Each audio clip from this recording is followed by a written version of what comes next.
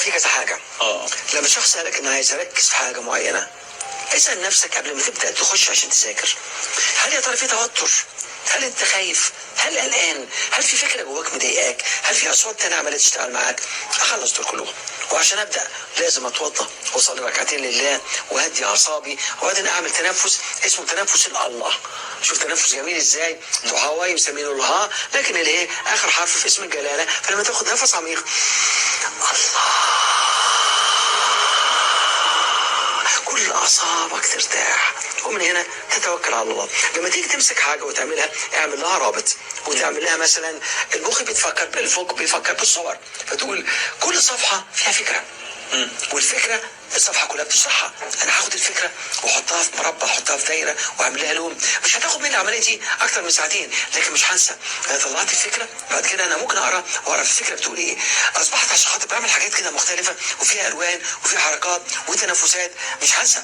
انا امتى ابدا تركيزي يتشتت؟ انا قاعد اذاكر كده بصوت داخلي، فاكر امبارح حصل ايه؟ السندوتش لازم تاكله، في تلفزيون، في حاجه مهمه لازم تعملها، مش كنت تنام يا راجل؟ بيحصل في الصلاه بالظبط يا دكتور. الواحد بيصلي ويفتكر 600 حاجه. بالظبط. انا عشان كده واحنا بيجي يصلي بيحمي نفسه من التفكير الايجابي والتفكير السلبي. انت انا مش في تفكير، انت انا في طاقه روحانيه مع الله سبحانه وتعالى. فلازم لما تبدا تذاكر تاخد بالك من الاصوات دي. انا بسميها دي العدو الداخلي. انت من شويه قلت من شويه الواحد يبقى مثلا بيصلي ويقول صوت يكلمه يا راجل خليك نايم. العدو الداخلي ده انت بتستخدمه. لازم اولا تعترف انه موجود، مجرد ما تعترف انه موجود اصبحت عارف. او كل انسان له قرين هنا. وبالظبط كده. في حاجه ثانيه، بفرض مثلا ادي مخ الانسان تمام، وتحت كده في حاجات عماله تتنطط، دي كلها الافكار الداخليه. دي فكره تقول لك اتعلم، فكره تقول لك ما تتعلمش، فكره تقول لك لسه هتعلم انت تعبت قوي، وبعد فكره وبعد ما تنام فتبص لكل واحده بقى واحده تهز كرامتك، لسه هتصرف انت بقى شوف لك فرخه كلها، فتبص تلاقي كل اللي انت بتعمله ده الفكره الاعلى قوه هي اللي بتصعد اعلى. يعني ايه اعلى قوه؟ اعلى صوت مرتبط باعلى احساس. دي هتلاقي طلعت فوق الاول، فلو كانت غضب هتبقى هي دي. فلما مثلا اجي اقول لك ازاي ان عندنا اصوات داخليه واصوات مختلفه كل واحده بتوجهك لمكان معين.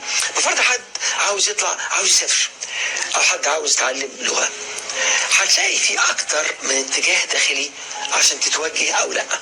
فلو لقيت حد فرض عاوز يلعب رياضه عشان ينزل وزنه ومقرر ينزل وزنه وعارف مهمه بالنسبه له وعارف هيستفيد منها ايه، عارف كل ده، وبعدين يجي يمشي الى الصوت الداخلي، الصوت اللي بيقول له اخرج عشان تلعب رياضه وتاخد بالك من صحتك وتنزل وزنك، ضعيف وشوشه. اما الثاني يقول له راح فين؟ ما تخليك قاعد يا راجل، والبقلاوه دي تروح فين يعني؟ طب والفيلم اللي في التلفزيون؟ طب واصحابك تكلمهم؟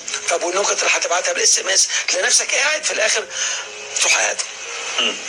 الفرق بين الاثنين حاجه بسميها مرحله اليقظه. الواحد لما يكون عنده يقظه بيحصل جواه ايه؟ ويتعرف على الاصوات دي ويلاقي نفسه مثلا بقول لك روح في مكان هادي اقعد فيه لمده ساعه متكامله، انصت فقط، ما تعملش حاجه. عارف خلال الوقت ده لو تنصت فقط فعلا، ركز بس على تنفسك، هتبدا تسمع صوت الهواء ما سمعتوش قبل كده، هتبدا تسمع صوت اذا كان في ميه هتسمعها، احتمال تشوف اذا كان في حاجه اتحركت جنبك ان ماشيه جنبك هتشوفها قبل كده مش واخد بالك. اصبح تركيزك متسع، فبتتسع بتصبح واحد مع الكل.